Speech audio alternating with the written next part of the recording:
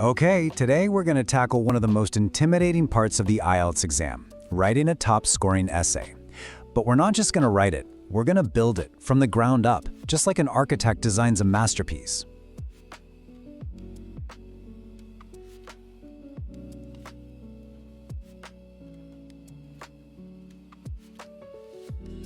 So let's just get right to it. The question that's on pretty much everyone's mind.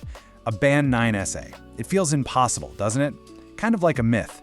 Something you hear about but never actually see. It's a huge source of stress for so many people. But what if I told you it's not about being some kind of writing genius? It's about having a good plan. It's not magic, it's a method.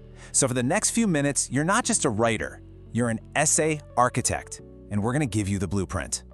So here's our game plan. We'll start with the blueprint itself. Then we'll gather our raw materials, design the structure, actually construct the paragraphs, and finally, we'll add that last bit of polish. All right, let's jump right into section 1, your essay blueprint. You know, every great building starts with a perfect understanding of the plans. And for the IELTS essay, the question is your plan. You have to know how to read it. Check this out. This is how you can break down any question into 4 simple parts so you never miss anything. First, you've got the topic. Here, it's pretty clear. Technology's impact on culture. Then, the task type. See that phrase, to what extent? That's your clue that it's an opinion essay. Next, pull out the key terms you absolutely have to talk about. And finally, and this is so important, get the scope. The question claims there are only negative impacts. That's your big opening to create a really smart, nuanced argument. And yeah, let's talk about that phrase, to what extent? It's basically a secret code. It's asking you to think critically, not just pick a side and fight for it. Honestly, a top-scoring essay almost never argues 100% for one side. It shows the examiner that you can see the whole picture, the gray areas. That's a huge deal. Okay, let's move on to section 2, gathering your arguments. So we've understood the blueprint. Now we need the raw materials to actually build this thing, and those materials are your ideas. The T-chart is your absolute best friend for this part. It's so simple, but it's incredibly powerful. You just draw a line down the page. On one side, list all the reasons you might agree with the question, the negative impacts. And on the other, all the reasons you might disagree, the positive ones. You can do this in just a couple of minutes and boom, you've got a ton of great ideas to work with. But just having an idea isn't quite enough, right? You have to develop it. And the Peel method is a fantastic, almost foolproof way to do that. You make your point, you explain what you mean, you give a specific example to back it up, and then you link it all back to the main question. Every single point you make should get this treatment. Okay, on to section 3, designing the structure. We have our plan, we have our materials. Now it's time to put up the framework that's going to hold this whole thing together and make it strong and logical. This right here, this is the gold standard for a to what extent essay. You start strong with an introduction that states your position. Then you build your case with 2 solid body paragraphs. But here's the pro move for a really high score, that optional third body paragraph. That's where you acknowledge the other side's argument, just so you can prove why it's not the full story. It makes your own position so much stronger. Then you wrap it all up with a solid conclusion. This structure is your key. And hey, a quick word on length. Don't feel like you need to write a novel. You're aiming for around 300 words.